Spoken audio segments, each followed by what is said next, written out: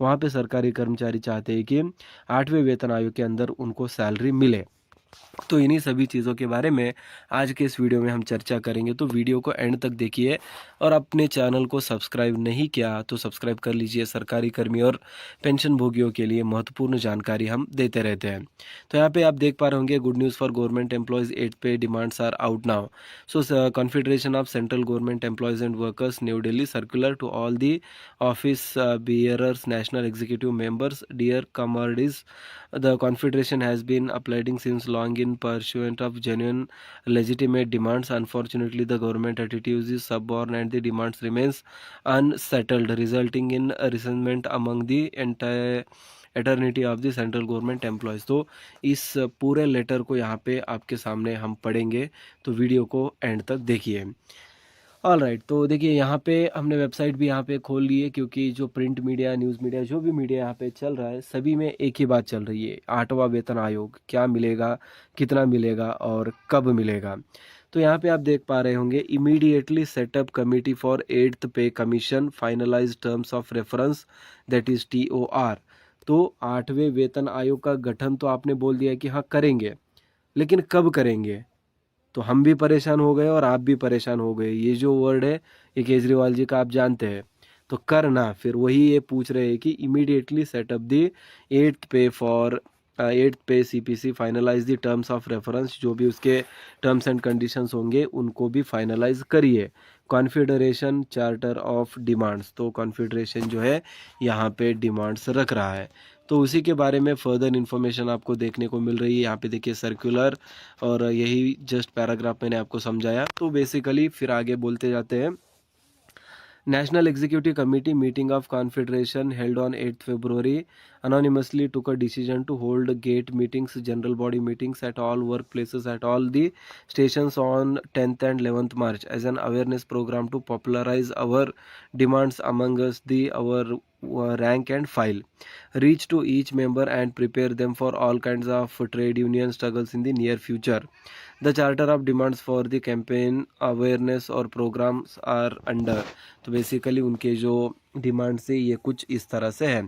Charter of demands क्या कहता है यहाँ पे, एक सबसे पहले immediately setup the committee for 8th pay commission. सबसे पहली मांग जो है यहाँ पे, immediately set up committee for 8th CPC, finalise terms of reference incorporating suggestions and views given by the staff side NCJCM।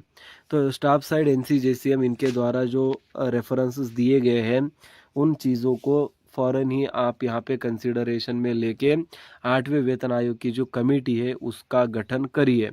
सबसे पहली मांग है। उसके बाद scrap NPS and UPS, restore OPS for all employees. तो सबसे बड़ी दूसरी मांग जो है, NPS that is national pension scheme, और UPS यूनिफाइड पेंशन स्कीम। तो हम बोल सकते हैं कि NPS को ही थोड़ा बहुत बदल के यहाँ पे UPS का रूप दे दिया गया है, और दोनों ही एक ही समान लगते हैं, जो कि सरकारी कर्मियों को यहाँ पे नुकसान होने वाला है। तो बेसिकली ना ही हमें ये NPS चाहिए, ना ही OPS चाहिए, सिर्फ चाहिए तो ना ही NPS चाहिए, ना ही UPS चाहिए तो सिर्फ हमें OPS चाहिए। तो इस मांग के तहत UPS सभी सरकारी कर्मियों को मंजूर किया जाए, इस वाली बात को भी यहाँ पे 2 नंबर पर रखा गया है। तो इसके बाद अभी थर्ड पॉइंट पर चलते हैं हम। Release the 3 instalments of DA/DR frozen during the COVID pandemic to employees and pensioners, restoration of commuted part of pension after 12 years instead of 15 years. तो जो कोविड समय का DA/DR है उसके बारे में भी, 18 मंथ्स का जो DA है उसके बारे में भी सरकारी कर्मियों ने यहाँ पे मांग रख ली है। तो बेसिकली सरकार ने कुछ देर पहले, मतलब कुछ महीने पहले ये स्पष्ट किया था कि सरकार के पास उस वक्त पैसा नहीं था और इकोनॉमिक कंडीशंस ठीक नहीं थी, उसके कारण हमें DA/DR को रोकना पड़ा। बेसिकली 2 इंक्रीमेंट्स को रोका गया था। बेसिकली वो होता है 18 मंथ का, ठीक है। तो 2020 और 21 की बात हम कर रहे हैं, जो कि कोविड का टाइम था। तो वहाँ पे तकरीबन 18 मंथ का DADR जो है रोका गया था। तो उसी चीज़ के बारे में यहाँ पे लगातार मांग रखी जा रही है कि release the 3 instalments of DADR frozen during the COVID pandemic to employees and pensioners, restoration of computed part of the pension after 12 years instead of the 15 years. तो कम्यूटेड पार्ट ऑफ पेंशन जो है 12 महीने में ही होना चाहिए instead of 15 महीना। तो 15 महीना जो है मैंडेटरी सर्विस होती है, उसको 12 महीना ही करो पेंशन के लिए। तो ये भी दूसरी मांग यहाँ पे थर्ड पॉइंट में हम देख सकते हैं। तो आप यहाँ पे समझ पा रहे होंगे कि सरकार के सामने सभी मांगे हैं। 8वें वेतन आयोग का जो गठन है वो किया जाए तुरंत, उसके बाद NPS को कैंसिल करके OPS लाया जाए। फिर तीसरे में लिखा गया है कि 18 मंथ का जो DA है इसको तुरंत ही रिलीज़ कर दिए, क्योंकि ये सरकारी कर्मियों का हक होता है, पेंशनर्स का हक होता है। आप उसको डिले कर सकते हैं, लेकिन ऐसे ही कंप्लीटली अबॉलिश नहीं कर सकते या फिर उसको मतलब गायब नहीं कर सकते आप, ठीक है। तो ये 3 मांगे हो गई, फिर और भी मांगे, बिल्कुल वीडियो को एंड तक देखिए, पूरा मामला यहाँ पे हमें समझ में आ जाएगा। तो फोर्थ वन क्या कह रहा है, remove 5% ceiling imposed on compassionate appointment, grant compassionate appointment in all cases to awards और dependents of the deceased employees. तो बेसिकली जो सरकारी कर्मी यहाँ पे मतलब कुछ कारणवश यहाँ पे देहांत हो जाता है उनका, या फिर कुछ घटनाएं हो जाती है जहाँ पे उनकी मृत्यु हो जाती है, तो जो 5% सीलिंग इम्पोज की गई है उसको कंपेंसेशन में निकाल दिया जाए। और फिर उसके बाद फिफ्थ पॉइंट जो है, fill up vacant post of all cadre in all the departments, stop outsourcing and corporatisation in government departments. तो बहुत ही बड़ी मांग है यहाँ पे, जो कि बेसिकली सब लोग इग्नोर कर देंगे, लेकिन ये बहुत ज़रूरी है गाइस, क्योंकि जो सरकार यहाँ पे कर रही है कॉन्ट्रैक्चुअल बेसिस पे सरकारी कर्मियों का गठन करेंगे, और कुछ कॉरपोरेट्स को, मतलब जो प्राइवेट कंपनीज होती है उनको हम काम दे देंगे, बजाय कि हम सरकारी कर्मियों को यहाँ पे नौकरी दे, हम प्राइवेट को देंगे। तो इससे सरकारी संगठन जो है वीक हो जाएगा, क्योंकि जो पार्ट टाइम या फिर जो कॉन्ट्रैक्ट बेस्ड वर्कर्स होंगे, जो कर्मचारी होंगे, वो सरकार के सामने अपनी आवाज़ नहीं उठा सकेंगे, क्योंकि सरकार उनको तुरंत ही निकाल सकती है। और उसके साथ ही साथ जो कॉरपोरेट है वहाँ पे तो आज का भरोसा कल नहीं होता और कल का परसों नहीं होता, तो बेसिकली कभी भी उनकी जॉब जा सकती है। तो इसकी एक वजह है कि सरकार कंट्रोल जो है अपने हित में रखना चाहता है, या फिर जो कहते हैं ना कि मोदी गवर्नमेंट थोड़ा सा मतलब प्राइवेटाइजेशन पे ज़्यादा फोकस करती है। तो नॉट ओनली मोदी सरकार, तो बेसिकली ये भी गलत होगा कि हम सिर्फ मोदी जी को यहाँ पे बोल रहे हैं, सभी सरकारें ये चीज़ करती हुई आ रही है। और अभी प्रेजेंटली तो सेंट्रल गवर्नमेंट में मतलब BJP है, तो उन्हीं को हम यहाँ पे पॉइंट आउट कर रहे हैं कि जो कॉर्पोराइजेशन हो रहा है या फिर प्राइवेटाइजेशन हो रहा है उसको रोका जाए, और सरकारी कर्मियों को, सरकार मतलब गवर्नमेंट एम्प्लॉयज़ को यहाँ पे रिक्रूट किया जाए, जो कि अपनी आवाज़ भी उठा सकेंगे और वक्त आने पर कोर्ट का दरवाज़ा भी खटखटा सकेंगे। तो उनको कोई निकाल नहीं सकता, या फिर मतलब जब तक कि वो सच में अगर कुछ बुरा काम करते या फिर जो कुछ रॉन्ग करते, तब तक उनको नहीं निकाला जा सकता। तो ये भी फिफ्थ पॉइंट है, इम्पॉर्टेंट है।